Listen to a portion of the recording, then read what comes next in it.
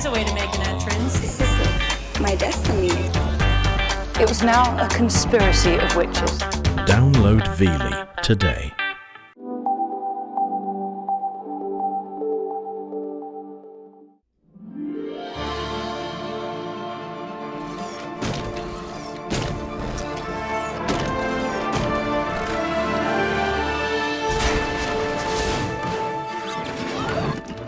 Artificial intelligence, not just a new technology.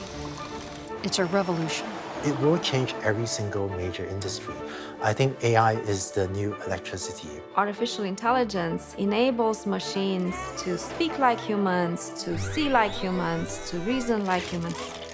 But will robots and artificial intelligence replace humans? A third of American jobs are at risk. There is going to be significant disruption. Anybody who's on a phone, your job's gone. New technology displaces some forms of labor. That's the whole point of it. Jobs have been killed off for centuries by machines.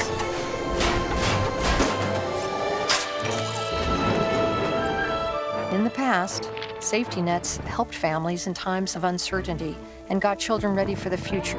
But what about now? These massive technological changes require big interventions. I think in the U.S. we are at a crisis point with our social programs. If we compare the performance of American students with that of students in other countries, we do pretty badly. The days when you can get a 4-year college degree and then expect to dine out on that for 30 years is long gone. We should be good in panic.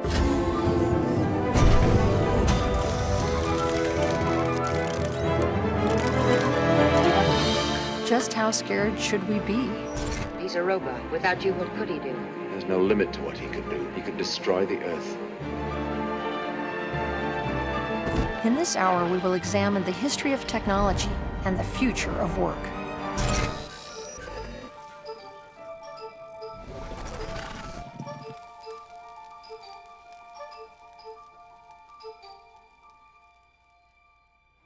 I'm historian Elizabeth Cobbs. Fables have long reflected our fears of technology. Icarus flew too close to the sun and was killed by his invention. Dr. Frankenstein was destroyed by the monster he created. Movies from Metropolis to The Matrix have played on these fears, riveting us in our seats, giving us nightmares, and selling tickets. Good morning, Dr. Cobbs. Meet your new assistant. The latest in robotics and artificial intelligence. Robots for the classroom. It's the future, Dr. Cobbs.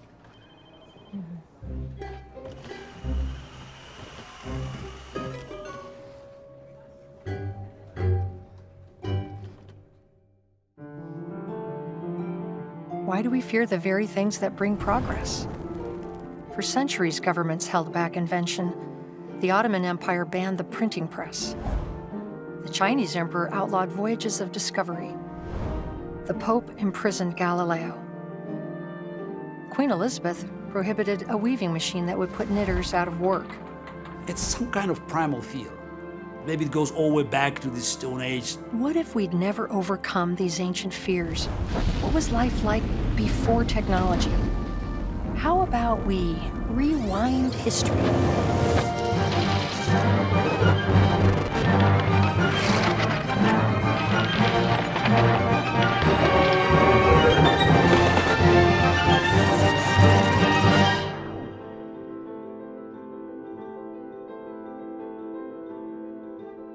Think of how we live relative to our ancestors a couple hundred years ago who were scrapping out, living on the farm, dying in their 30s and 40s, half of their children dying. Families seldom had enough to eat. Terrible plagues killed routinely. People were cold. They lived hand to mouth. A person who lived 2,000 years ago didn't live much differently than somebody that lived, say, 350 years ago. Because after the plow, there really wasn't a lot of innovation. Women and men rose before dawn to tend their animals and worked into the night, repairing tools and spinning thread. In colonial Boston, 3 out of 10 children died in the first year of life. The tolling of funeral bells was so frequent that towns regulated them as a public nuisance. So it was utterly miserable in 1800 and before. You were hungry, You were cold. You were uneducated. The life of humans was solitary, poor, nasty, brutish, and short. Before invention, there was little economic progress for thousands of years. Life expectancy was so poor that world population barely grew. Then, history split in two. Humans began inventing machines to supplement what they could do by hand. It was the start of the first industrial revolution, driven by steam.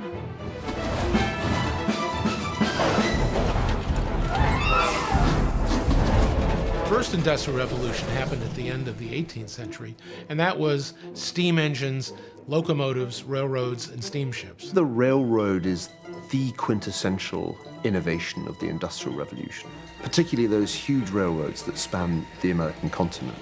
In time, there was a second industrial revolution, driven by electricity. Then the second industrial revolution, which I call the big one, happened starting around 1870.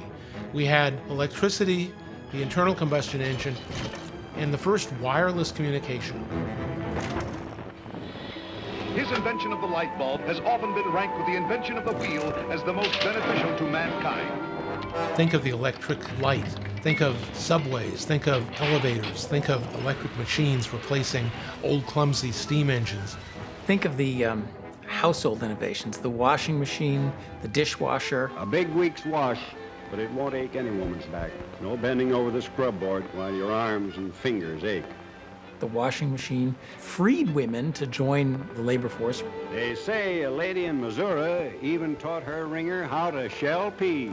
Then came computers. The third industrial revolution started around 1960 with the mainframe computer. More than 2 million digits can be recorded. Mini computers, the personal computer. By the end of the 1980s, we already had the basic elements of what we consider the modern digital age. I asked for a car, I got a computer. What were the results of these three industrial revolutions? People left farming, went to school. They got jobs, earned wages. Their children survived.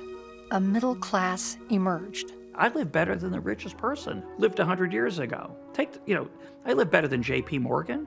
He didn't have an iPhone. He didn't have open heart surgery. He didn't have penicillin. You can't have people figuring out penicillin. They're trying to figure out how to put enough food on the table to keep them alive till tomorrow. We've literally gone from an 18-year life expectancy during the Cro-Magnon era to all the way to 80 today. The extension of average human life expectancy probably is humankind's greatest accomplishment.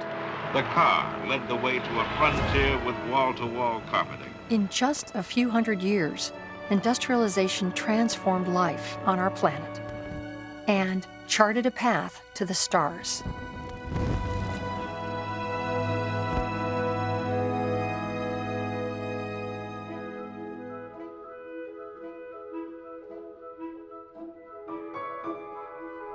So why did invention suddenly take off? What caused history to split in two? The first industrial revolution sprang from a new idea around 1776 that empowered inventors.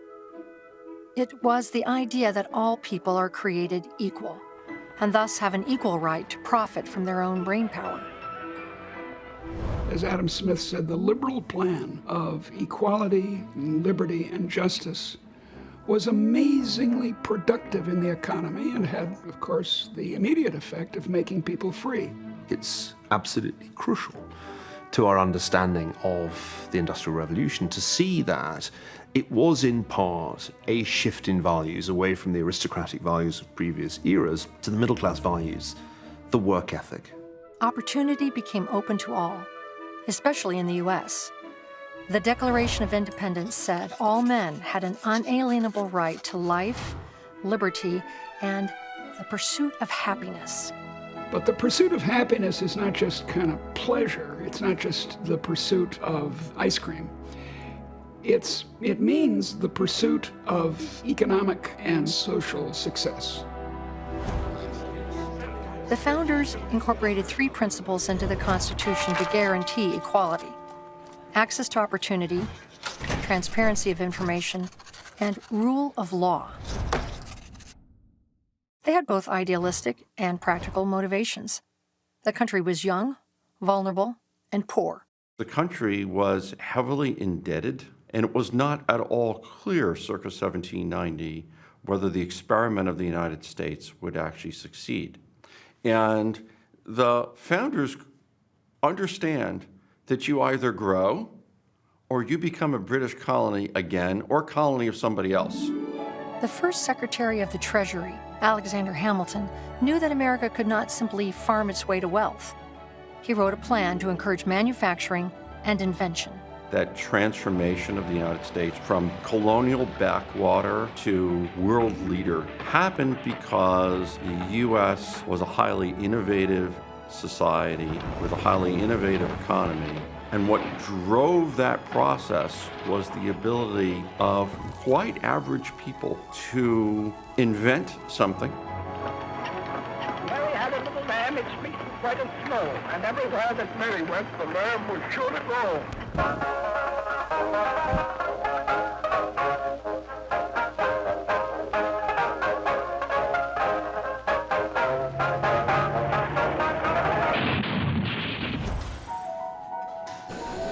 The founders wrote invention right into the Constitution. The Constitution allowed anyone to patent their ideas. Everyone else could see their patent application. Courts protected an inventor's monopoly on sales for a small number of years. What makes America different from the rest of the world isn't the inherent inventiveness of the people. It's that if you invent and you take a risk, you have a high probability of being able to reap the fruits of your efforts.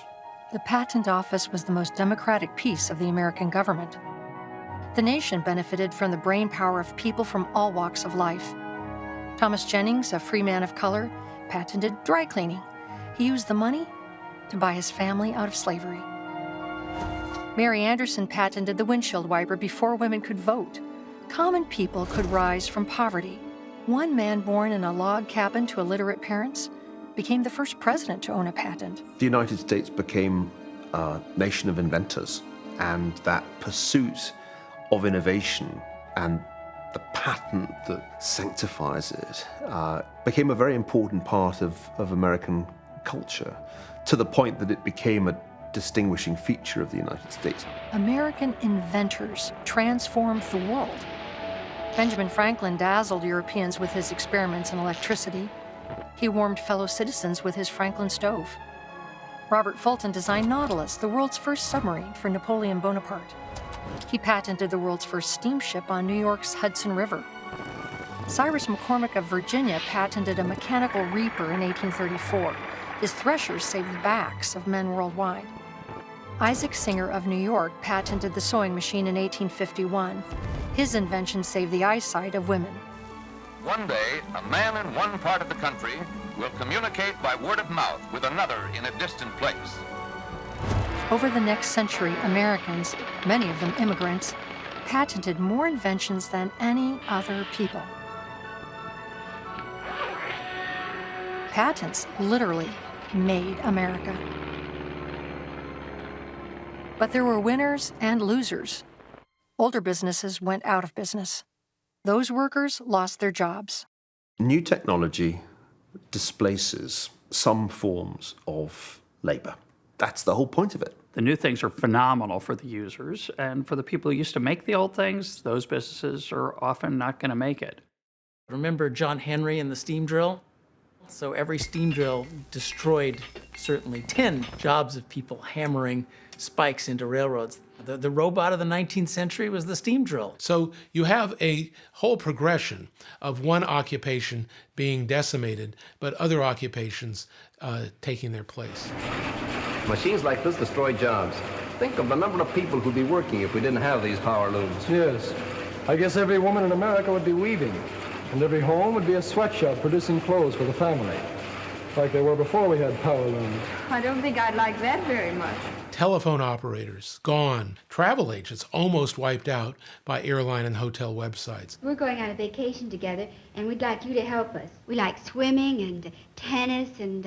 We like to dance. I think I can fix you up at a place where you'll meet a few congenial young men. How would you like that? Oh, that sounds good. You don't make horse and buggies like we used to. And so those people went through disruption when there was change. You know, no one wanted a faster horse. You know, you wanted a car. Economists call job turnover, driven by innovation, creative destruction. Creative destruction is what capitalism does. So an innovator comes along with a good idea, and they start a company, and very often they create an entirely new industry around it. That's easy. That's the creation part of it. New companies, new industries, new jobs are all part of that eureka process. However, that eureka process displaces what was there before. The old industries go away. They're just not needed anymore. That's the destruction part of it. Sometimes those displaced turn violent. Industrial Revolution wasn't pretty. The resistance to industrial technology in 19th century Britain was often violent. Luddites, Ned Ludd was a mythical character, smashed up machinery. Disrupted workers often could not imagine what they'd do next. Like the tender of the livery stable when the horse was replaced by the automobile. At the turn of the century, people couldn't imagine motels and motor parks and drive-in movies and all the things that were made possible by the automobile. So our imaginations aren't capable of thinking up all the new jobs. Adjusting to the new economy is hard, and it always has been hard. I mean, that has been the price we've paid for the fact that you and I are not spending today hoeing a field of potatoes. Overall, life was better once people conquered their fears and governments protected invention. Countries that embraced new technology found that average income increased by 10,000% in 300 years. People were freed from constant disease and poverty. Life expectancy tripled. Hi, Dr. Cobbs. Oh, right. Robot for the classroom. Okay, robot for the classroom. Carry these tests. I am not programmed to carry things. Well, then what do you do? I can recognize faces like those of your students.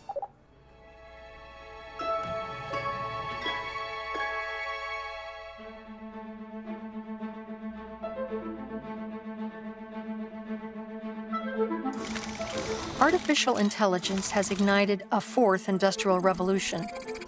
What is AI? Artificial intelligence is not really about intelligence.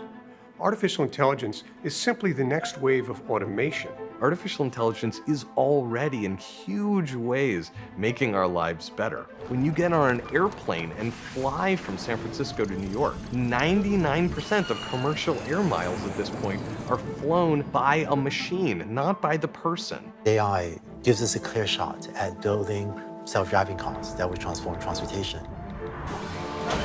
I think we have a clear shot to transforming agriculture. I think AI will help doctors with diagnosis, with care of long-term health conditions. The best doctor probably can do 60, 65, 70% accurate guesses looking at the screen. Machine now does probably 80, 85 to 90%. Scientists can grow new bladders and new blood vessels and parts of hearts and even parts of lungs. Artificial intelligence will allow researchers to pick up on patterns that they couldn't otherwise do. It'll allow them to gather data and sort through the data much quicker than they would have been able to do with just their human brain. Combined with robotics, artificial intelligence will transform manufacturing just as tractors changed farming. One of the challenges of explaining the impact of AI is that it will change every single major industry. I think AI is the new electricity. Artificial intelligence enables machines like robots to speak like humans, to see like humans, to play games like humans, to reason like humans, even to communicate like humans. Quiet, please. I'm doing the talking. I'm sorry. That's the most remarkable thing I've ever seen. Mathematician John McCarthy coined the term artificial intelligence in 1955. He predicted that computers could be programmed to mimic human thought. You are listening to the heartbeat of the sage cuckoo. Every instrument in this room is constantly testing, pulse-taking, controlling. For decades, scientists pursued McCarthy's idea in vain. Then, in 1997, artificial intelligence came back into the news when IBM's Deep Blue computer defeated world chess champion Garry Kasparov. Stunning development. Garry Kasparov has resigned the position. Oh, what a shock. It was painful defeat in 1997, not just because I lost to a computer. It was the first match I lost, period. I don't recall any particular point where he made a mistake that lost, a significant number of points. I think it's outstanding scientific achievement. The strongest chess players, including the world champion today, they are much, much weaker than machines. Ladies and gentlemen, this is Watson. Since then, computers fueled by artificial intelligence have gotten better and better at beating our champions. I reached a certain conclusion after playing with machines, fighting machines, working with machines. Any process that we can quantify for the machines, machine will do better. 3 critical developments finally made artificial intelligence practical. First, processing power became faster and cheaper. In 1985, the most powerful computer was the Cray 2. It filled a room, cost $35 million, and was blind, deaf, and mute. Today, smartphones process data 10 times faster, cost under $1,000, and can see, hear, and speak. Data storage improved as well. In 1956, IBM's best hard drive weighed 2,000 pounds and leased for $3,000 per month. It had a storage capacity of 5 megabytes. Today, a thumb drive has 200 times more storage and costs less than $5. Then, digitization made vast amounts of information available. Books, sounds, pictures, and data from sensors were digitized. Today, 4.6 billion cell phones around the planet feed the growing pool of data. 90% of all the recorded data in human history has been collected and stored in the last 2 years. The internet distributes this data globally, instantly, and at zero cost. But it took more than fast computers and digitized data to make AI real. The third essential element was a new type of computer programming called deep learning. Hello, iCub. Hello. Who am I? You are Tony. And who are you? I am a robot, and I am developing a sense of self. Recently, a lot of the improvements in AI have been due to one type of technology called deep learning, or called an artificial neural network. A traditional computer program cannot learn. It requires a detailed list of instructions. If the computer encounters something its human programmer did not put on the list, the computer crashes. Neural networks are different. Instead of following instructions, they write instructions. At the beginning, a human defines a goal and feeds huge amounts of data to the computer. The neural network then crunches that data to find the best way to achieve the goal. For instance, if you give the machine the picture of a bottle of water, the machine will look at it and will compare the pixels in the image with the pixels in many other images of bottles of water that humans have previously tagged and said these are bottles of water. The machine doesn't know what do you do with it. Do you throw it? Do you eat it? Do you drink from it? It has no idea. Neural networks recognize patterns in complex data, but humans teach the computer what to look for. Think about it as if you had an all-powerful but somewhat dopey genie at your disposal, and you said, make me a peanut butter and jelly sandwich. And he shows up and he just drops the bread and a jar of peanut butter and a jar of jelly and a knife in front of you. And then you say, no, I want it as a sandwich. So then he's okay. And he gets out the piece of bread and he spreads some peanut butter on the bread, spreads some jam on the bread, and he puts them together with the peanut butter on the outside here and the jam on the outside here and slaps it down on the table. You're like, no. The peanut butter and the jelly have to both go inside because I don't want to get my hands all dirty. That's how a good sandwich is. Okay. That's how the jobs of the future are going to feel to most people. We're going to have computers that can do things we can't do, but we're going to spend our time, instead of doing the jobs are going to be too hard for us to do in many respects, actually trying to carefully specify what exactly we want them to do, because they don't care what we mean by a sandwich. Artificial intelligence also makes robots smarter. Cameras and sensors have expanded the jobs robots can perform. And construction materials are stronger and lighter than ever. Robotics puts computation in motion. Imagine a future where people would connect with machines in much more intuitive ways, where machines would be able to understand what people want. In that future, everyone will be able to use robots, just like everyone uses smartphones. But is this vision of AI too rosy? Does AI have the potential to take over? Movies portray robots as thinking creatures bent on destruction. Warnings abound in the media. We just don't know what's going to happen once there's intelligence substantially greater than that of a human brain. What do we do? Full artificial intelligence could spell the end of the human race. Some speculate about a point of no return called singularity. Singularity is a point in time after which artificial intelligence has progressed so much that it's impossible to predict what's going to happen next. It's sort of this black box that we can't touch because we don't know what's coming. I'm not afraid of the singularity. I'm not afraid of it because I think that humans will be at the center of it. You're not a bad dancer. The public impression is that these machines are going to come, marry our women, and drink our wine. There is zero technical support for the idea that machines are going to become sentient creatures with their own independent goals and desires. Part of the mystique of AI is its ability to learn from data, figure out new things by itself. But at the end, it is just a piece of software. Just because we're so good at building specialized intelligences, it does not mean that these evil sentient killer robots are anywhere on the horizon. But that message does not sell movie tickets. You had your time. The future is our world.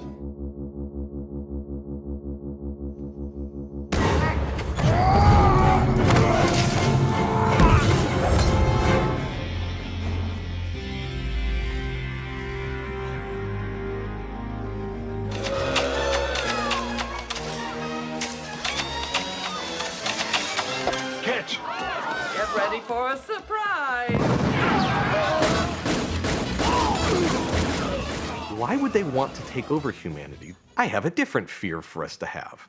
What if computers become hyper-intelligent and want not to do our work for us anymore? They want to be like our dogs and cats and just lie on the couch all day. If you could run the world or just lie on the couch all day and have somebody else take care of you, which would you take? Humans and machines are different. Humans seek new experiences. Machines don't. They have no imagination or intuition, and no one knows if they ever will. People are very different. We learn from an example of one. We don't need to look at a million examples of what a bottle is in order to know what a bottle is and what to do with it. One of AI's advantages is its reliance on data instead of intuition.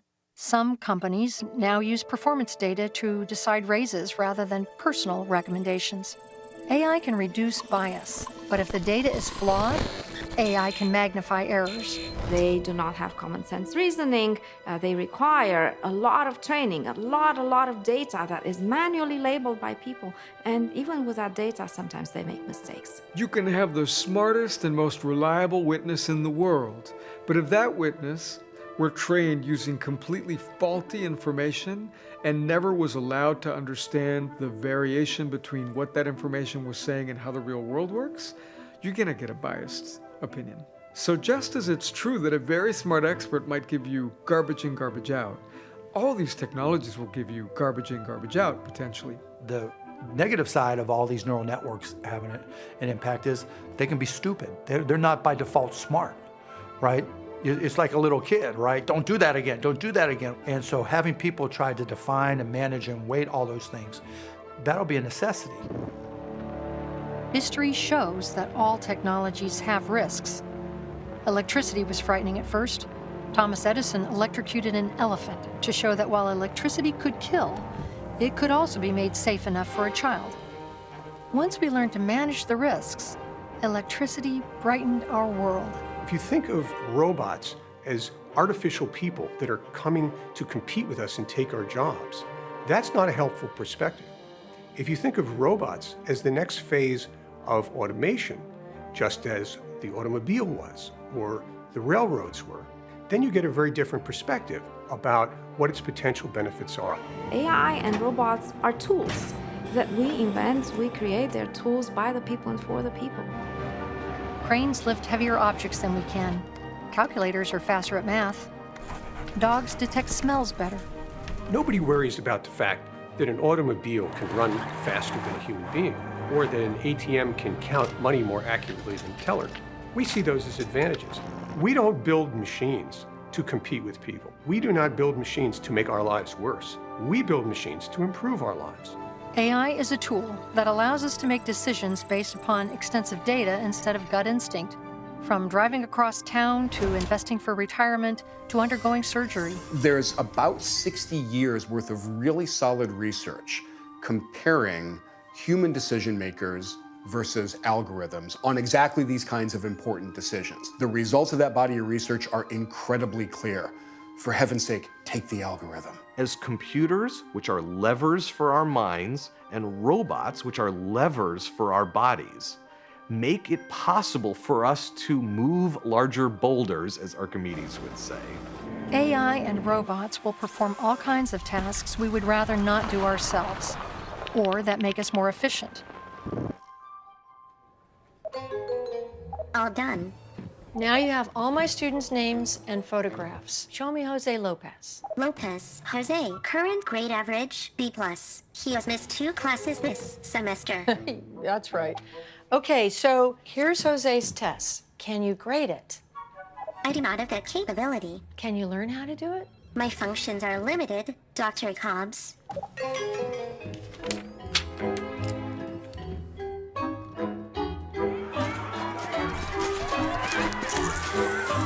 Robots and AI cannot do everything. A program that flies a plane cannot read X-rays. But there is a lot they can do, and they're putting people out of work. Leaders are worried. 90% of the jobs that will be had by our young children or grandchildren simply don't exist today. Something like 60% of occupations have about a third of their activities that can be automated.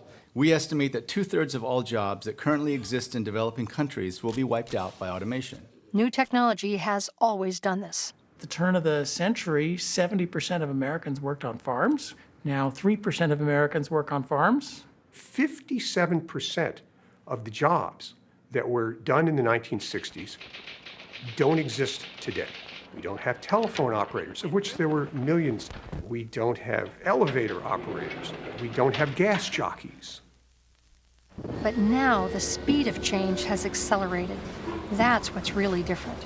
It took a few decades for the agricultural sector to fully absorb those innovations. When it takes place overnight, people whose skills were once very valuable are suddenly not so valuable, and they're going to have a tougher time finding the opportunities that they need to thrive. The pace of technology-driven creative destruction is accelerating.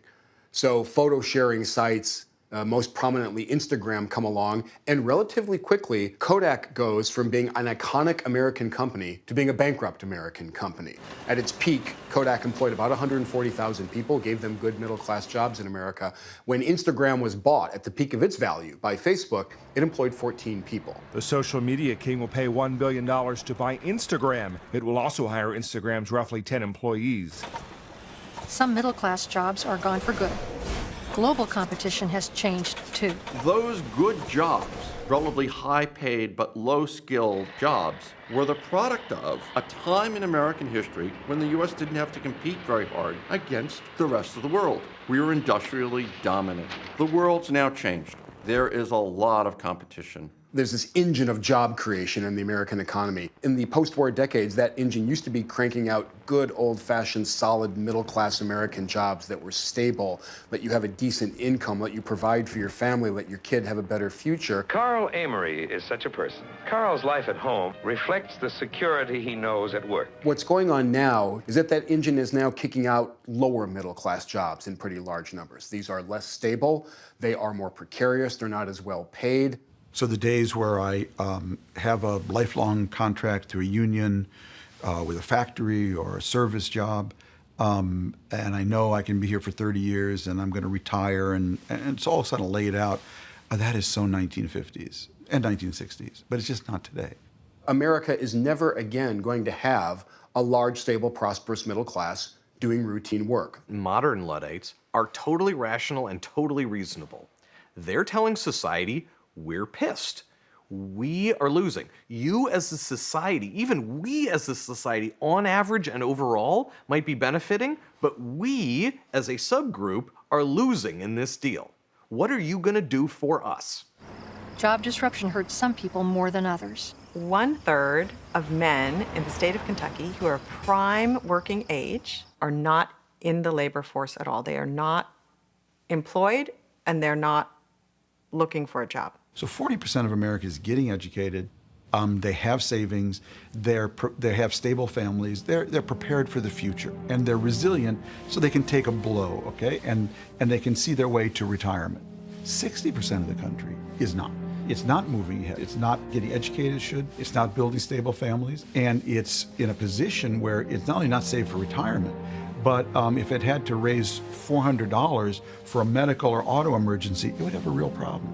A lot of people don't think the economy works for them. In this period back to 2005 and 2015, the percentage of households that saw their wage-driven incomes flatten or decline is a stunning 81% in the United States. That's everybody. The New York Stock Exchange is in a panic. Everyone wants to sell.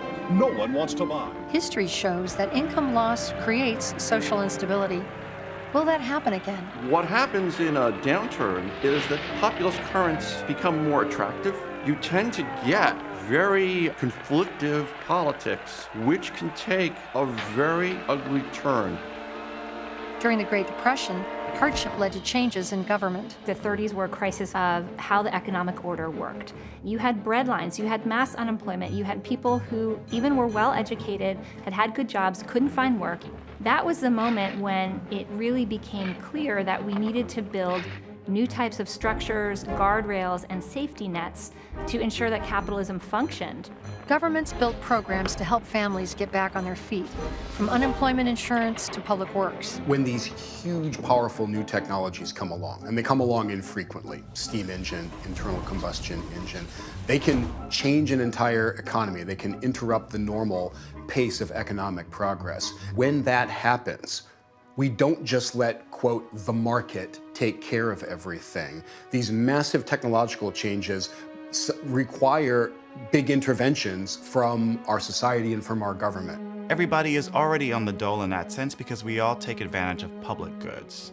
Infrastructure, roads, highways, public transportation, clean water, clean air, that's all government regulated and financed, and we all benefit. There are no large, successful economies in the world that do not today have a government-run safety net of some type. The Social Security Act provided retirement benefits for eligible workers. President and Mrs. Johnson and Vice President Humphrey arrive for ceremonies that will make the Medicare bill a part of Social Security coverage. But the U.S. safety net was unique. It was private as well as public. After World War II, when rivals were weak and international markets were hot for American products, employers began offering generous health and retirement benefits to attract scarce workers. That was unique to the American experience and to the American economy. Most other rich democracies didn't do it that way. Most other rich democracies didn't tie health insurance and retirement security to the job. That was a function for government, and a job was just a job, right? You went to work, you got wages. What that did, though, was to, in some ways, punish American corporations. If you're an auto company here, you're paying for health insurance and retirement security when your German or Japanese counterparts are not. Employer safety nets have been shrinking since the 1990s. This puts pressure on government to fill the gap. We are at a crisis point with our social programs. They are simultaneously bankrupting the government and not helping the people who need them. The biggest problem is their unintended consequences. Many of our social programs stop you from working. You lose the benefit if you work. You lose the benefit if you move to a place where there are jobs. Most of our current welfare programs and social safety net programs, they're just bad. Most people don't want to be on them.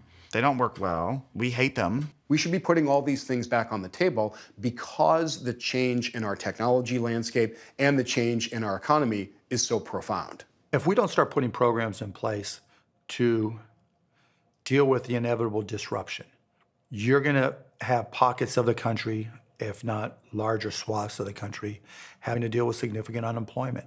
The growing gap between technology, the new technology, technological progress, and the social infrastructure of the society. Because if this gap grows too big, then we know what happens. Again, read history books.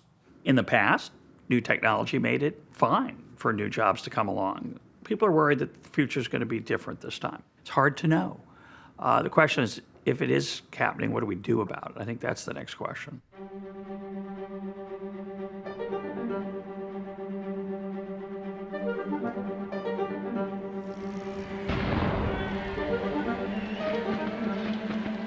America's safety net was designed for full-time workers in permanent jobs. Today, many are self-employed, part-time, independent, or temporary. They don't qualify for company health plans, sick leaves, pensions, or workman's comp. They have no unemployment insurance. They work, but do not have a safety net. Some who can't find their way at all in the new economy turn to federal disability insurance. It used to be a very tiny share of Americans who were on disability, less than 5%. And now, among high school dropouts, that number is well above 15%. For boys who have nothing to do.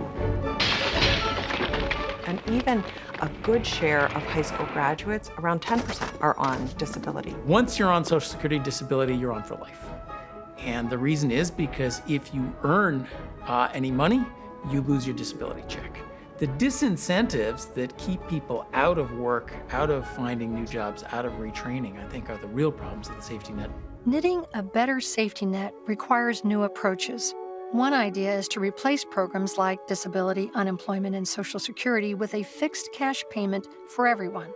This is called universal basic income. This idea that you provide a basic income to everybody that gives them a floor under which they don't fall. They can buy the basic provisions of life, and from there, they can educate themselves, they can enter into the market. If they want more, they find a job.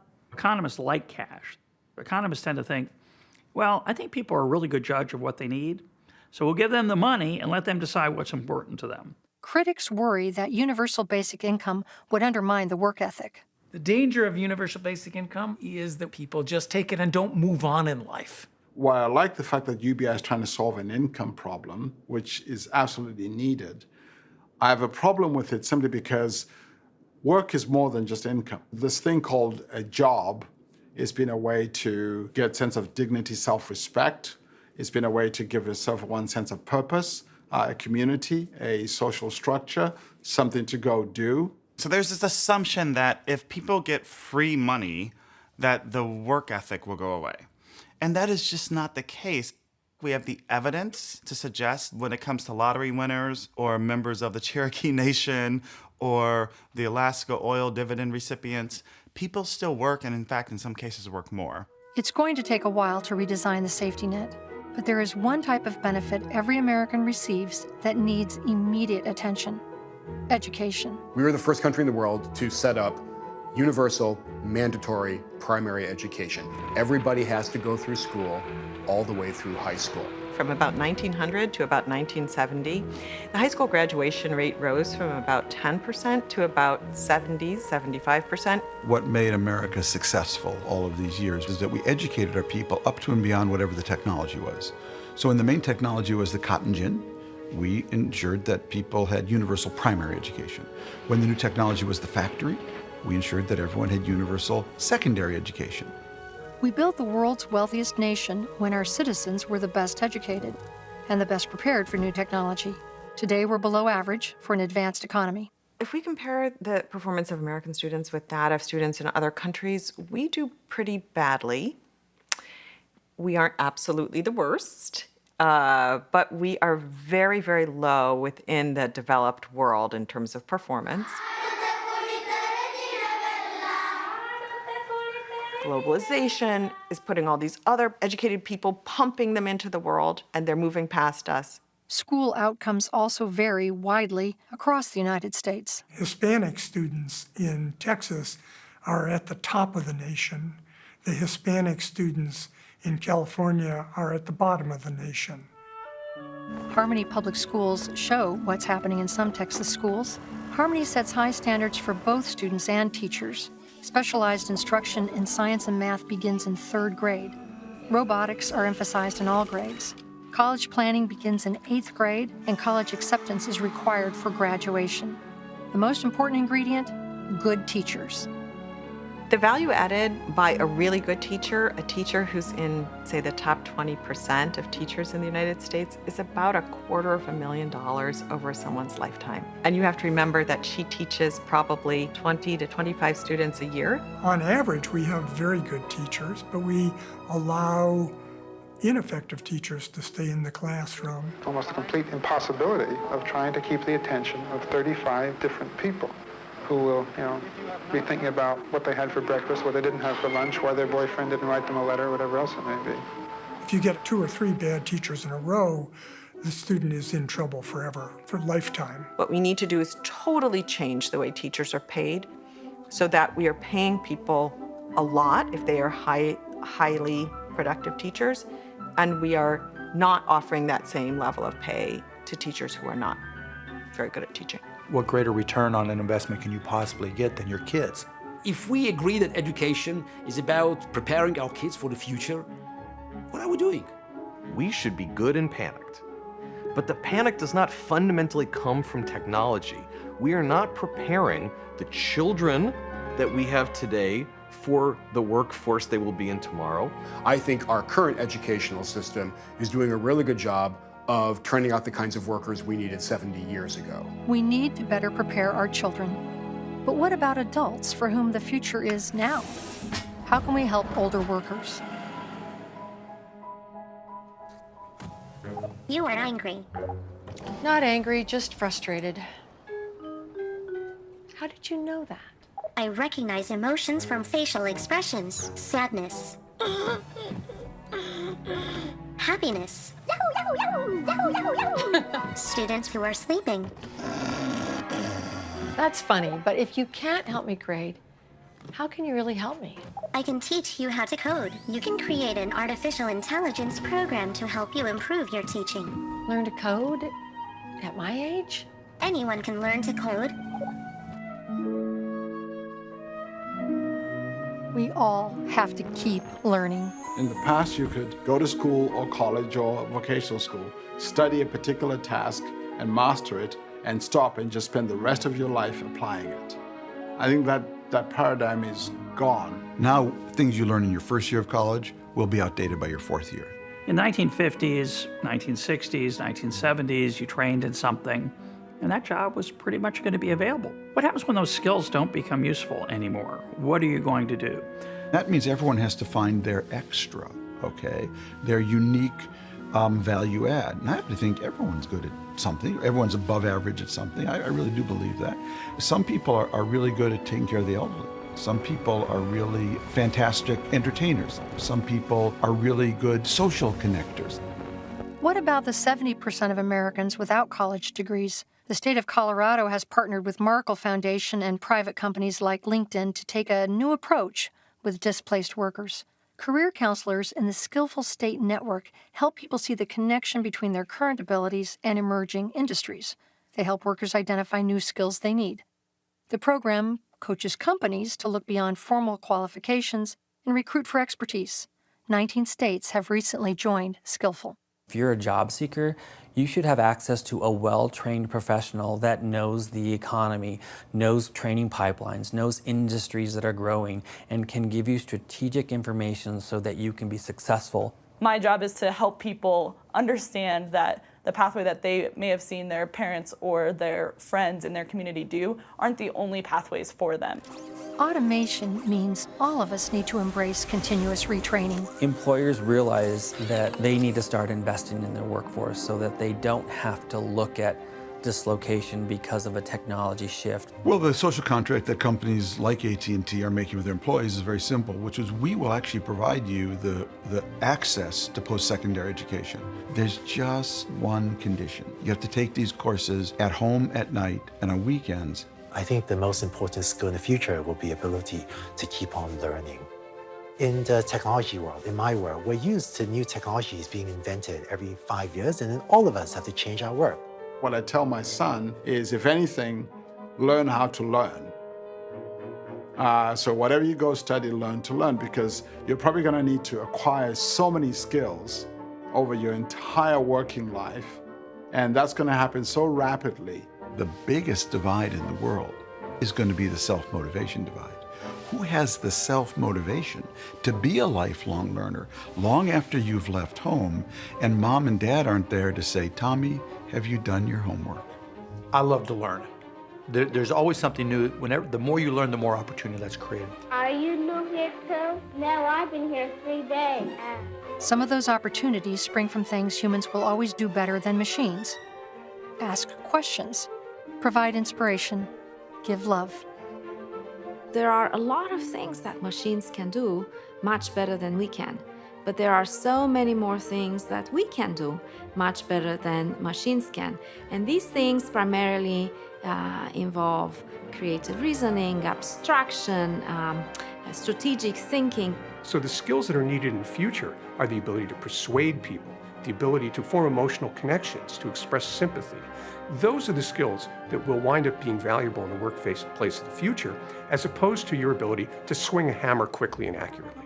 There's another set of skills that are even more valuable and growing in value even more quickly than STEM skills, and those are high-level interpersonal skills. And I'm talking about things like motivation, coordination, these interpersonal things. Wow, we're not going to have a girl soccer coach robot anytime soon.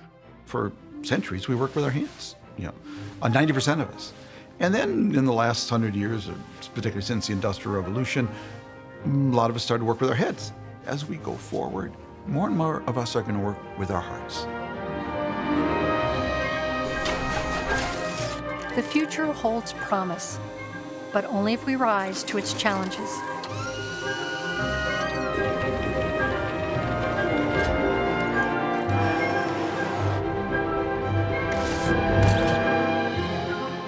Fearing change, it turns out, doesn't slow change down. It only makes it more painful to go through. And we, as a society, need to recognize technology is going to continue to speed up, and we need to get better at turning over our social norms and the way we teach our children and hundreds of other things so that we can keep up with the pace of change of the world. That's the difference between drowning in the water and riding the wave. How can America ride the wave? How can we make sure our economy improves everyone's standard of living as in the past? Technology itself is not a threat to prosperity. The threat is in neglecting to learn and neglecting our institutions. History shows that access, transparency, and rule of law spurred inventiveness.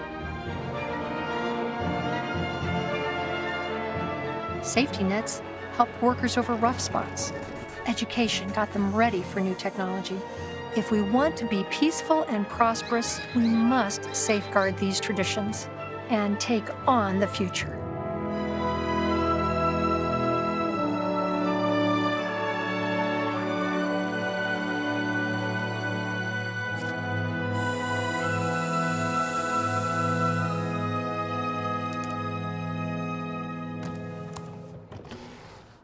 There, my first program. I can use the data from the test to rank my own lectures from best to worst. This way I know which ones are effective and which ones need more work. That is helpful. You are a good learner. All right, okay, time for class. Robots and artificial intelligence are our next set of tools, but they'll never replace us. Robots only have answers. We have the questions.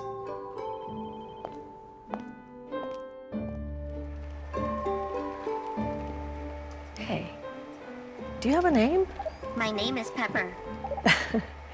Well, Pepper, I think this is the beginning of a beautiful friendship.